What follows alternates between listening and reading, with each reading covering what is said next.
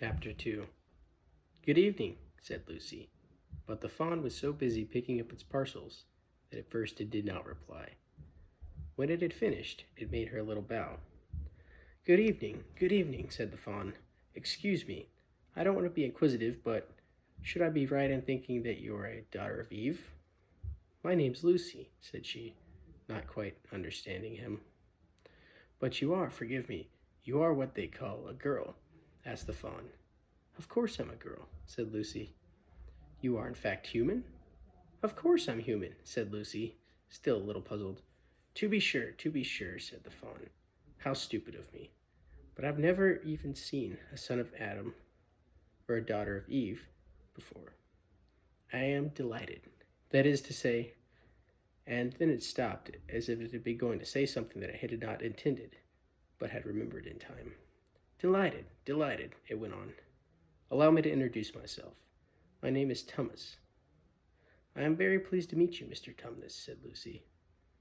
"And may I ask, O Lucy, daughter of Eve," said Mr. Tumnus, "how have you come into Narnia?"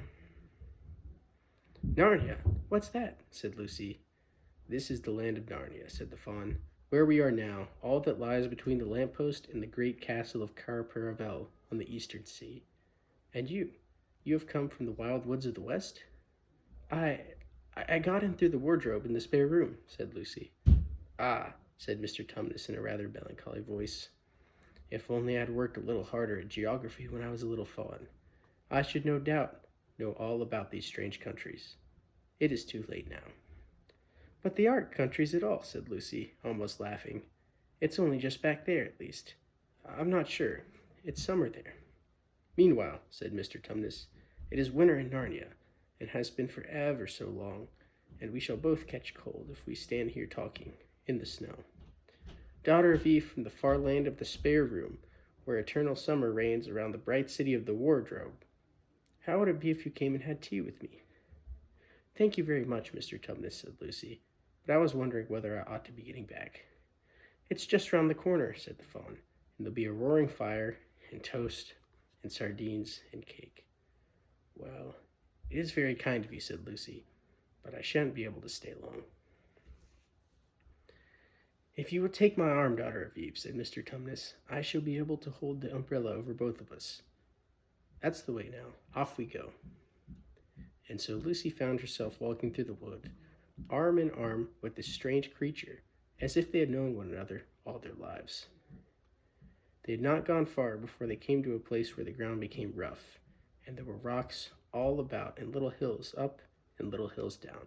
At the bottom of one small valley, Mr. Tumnus turned suddenly aside as if he were going to walk straight into an unusually large rock, but at the last moment Lucy found he was leading her into the entrance of a cave.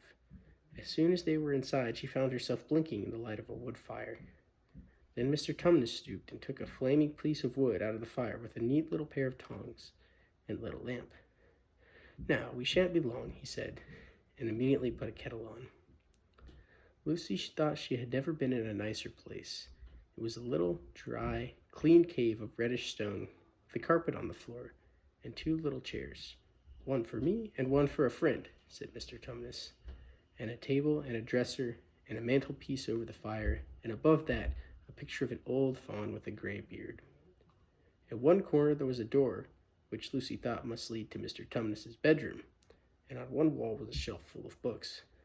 Lucy looked at these while he was setting out the tea things. They had titles like "The Life and Letters of Silence," or "Nymphs and Their Ways," or "Men, Monks, and Gamekeepers, a Study in Pauper Legend," or "Is Man a Myth?" "Now, daughter of Eve," said the fawn. And it was a really wonderful tea. There was a nice brown egg lightly boiled for each of them, and then sardines on toast, and then buttered toast, and then toast with honey, and then a sugar-topped cake. And when Lucy was tired of eating, the fawn began to talk. He had wonderful tales to tell of life in the forest. He told about the midnight dances, and how the nymphs who lived in the wells and the dryads who lived in the trees came out to dance with the fawns, about long hunting parties after the milk-white stag, who could give you wishes if you caught him, about feasting and treasure-seeking with the wild red dwarves in deep mines and caverns far beneath the forest floor, And then about summer, when the woods were green and old Silenus on his fat donkey would come and visit them, and sometimes Bacchus himself, and then the streams would run with wine instead of water, and the whole forest would give itself up to jollification for weeks on end. Not that it isn't always winter now, he added gloomily. Then to cheer himself up, he took out from its case on the dresser a strange little flute that looked as if it were made of straw and began to play. And the tune he played made Lucy want to cry and laugh and dance and go to sleep all at the same time. It must have been hours later when she shook herself and said, "Oh, Mr. Tumnus, I'm sorry to stop you, and I do love that tune, but really, I must go home. I only meant to stay for a few minutes." "It's no good now, you know," said the fawn, laying down its flute and shaking its head at her very sorrowfully. "Not good," said Lucy, jumping up and feeling rather frightened. "What do you mean? I've got to go home at once. The others will be wondering what happened to me." But a moment later she asked, "Mr. Tumnus, whatever is the matter?" For the fawn's brown eyes had filled with tears, and then the tears began trickling down its cheeks, and soon they were running off the end of its nose. And at last it covered its face with its hands and began to howl. "Mr. Tumnus, Mr. Tumnus," said Lucy in great distress. Don't. What is the matter? Aren't you well?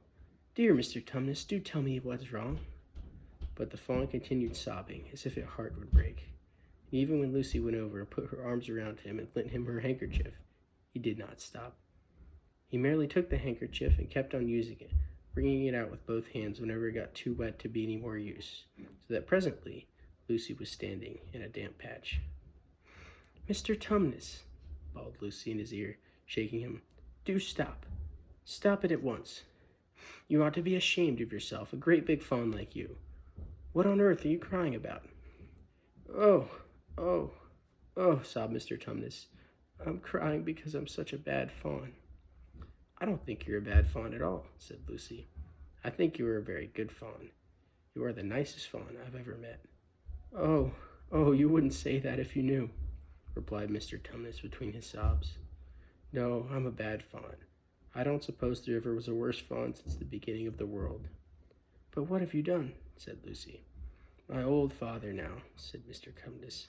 "That's his picture over the mantelpiece. He would have never done a thing like this." "A thing like what?" said Lucy. "Like what I've done," said the fawn. "Taken service under the White Witch. That's what I am. I'm in the pay of the White Witch." "The White Witch? Who is she?" "Why, it is she that has got all Narnia under her thumb. It's she that makes it always winter. Always winter, and never Christmas. Think of that." "How awful," said Lucy. "But what does she pay you for?" "That's the worst of it," said Mr. Tumnus with a deep groan.